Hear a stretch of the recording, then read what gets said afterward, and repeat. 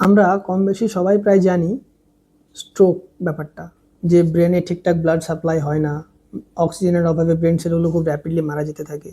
কিন্তু আপনি কি জানেন, ভুলভাবে স্নান করলেও কিন্তু এই স্ট্রোকের ঝুঁকি বাড়তে পারে।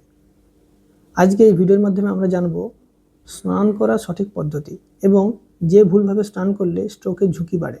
আমরা অনেকে স্নান করার সময় জল সরাসরি আমাদের মাথায় ঢেলে দিই।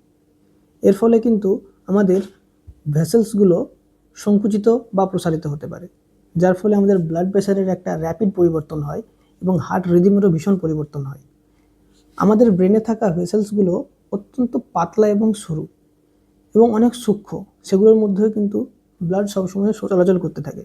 যদি এরকম হঠাৎ আপনি মাথায় জল ঢালেন, তাহলে কিন্তু একসঙ্গে সমস্ত রক্ত সেই জায়গায় যাওয়ার চেষ্টা করে। এর ফলে কিন্তু স্ট্রোক হতে পারে, বিশেষ করে যারা বয়স্ক ব্যক্তি বা যাদের হার্টের রোগ রয়েছে বা যারা ব্লাড প্রেশারের রোগী, তাদের ক্ষেত্রে কিন্তু এই ঝুঁকিটা অনেক বেশি। ইয়াং ছেলেদের ক্ষেত্রে এটি হয় না।